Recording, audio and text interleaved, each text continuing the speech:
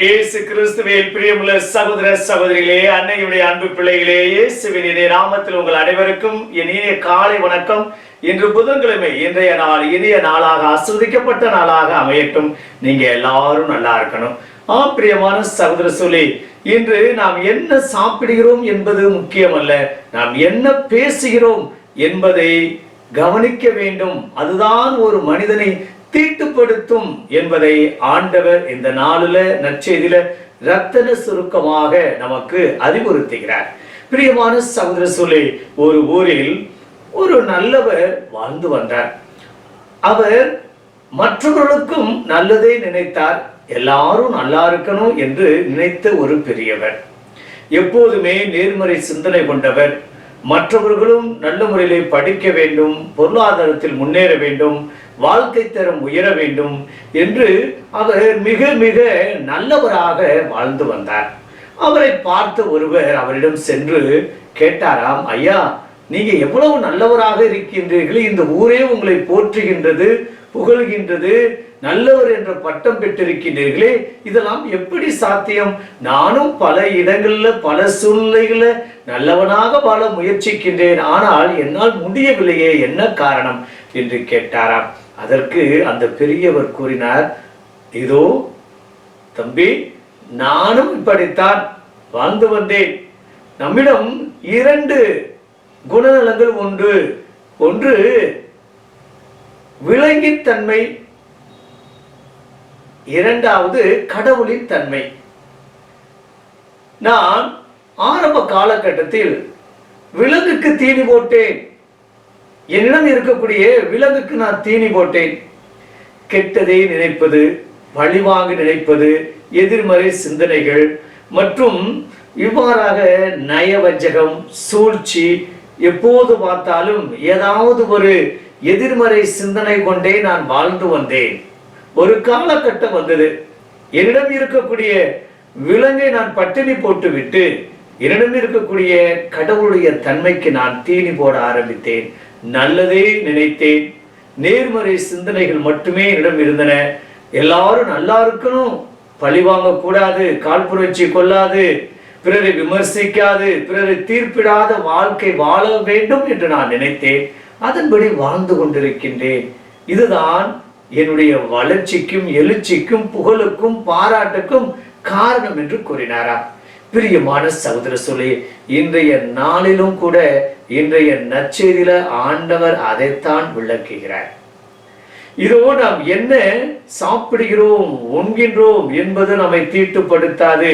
ஆனால் நம்முடைய எண்ணங்கள், நம்முடைய சிந்தனை சரியாக இருக்க வேண்டும், பாசிட்டிவாக இருக்க வேண்டும், நேர்மறையான சிந்தனைகள் கொண்டவராக நாம் வாழ வேண்டும். இதைத்தான் இன்றைய நாளுடைய நற்செய்தியில ஆண்டவர் அறிவுறுத்துகிறார்.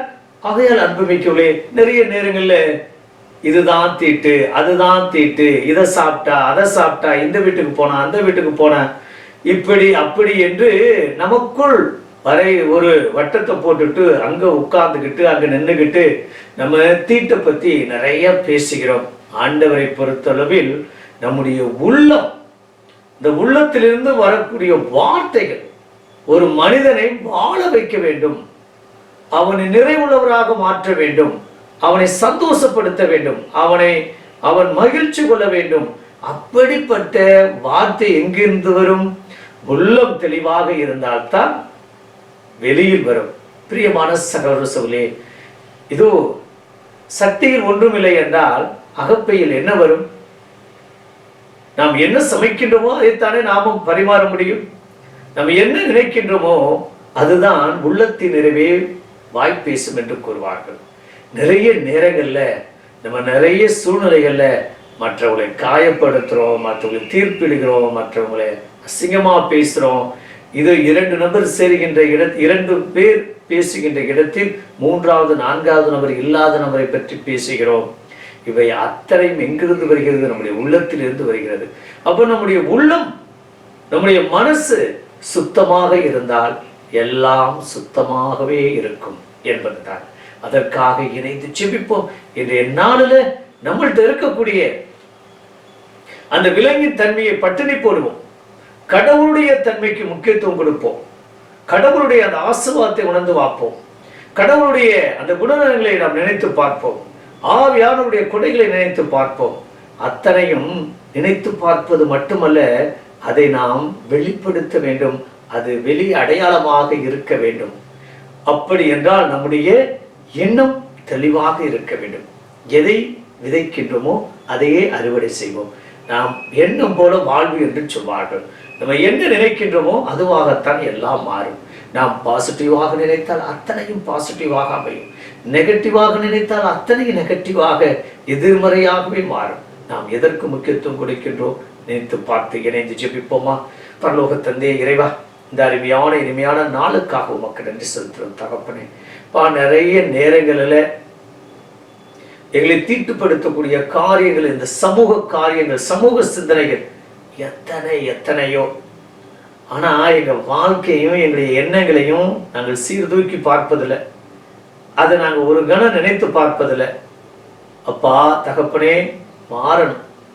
நாங்கள் என்ன சாப்பிட்றோங்கிறது முக்கியமில்லை, என்ன பேசுறோம், எப்படிப்பட்ட எண்ணங்களோடு மற்றோடு நாங்கள் தொடர்பு வைத்திருக்கின்றோம் என்பதுதான். வெளியில பகட்டா இருக்கலாம், புனிதவனை போல ஏதோ புனிதரை போல வாழலாம். ஆனா உள்ளார்ந்த மனசுல தீய எண்ணங்களும் தீய நாட்டங்களும் கெட்ட சிந்தனைகளும் கொண்டவராக நாங்கள் ஒருபோதும் வாழக்கூடாது.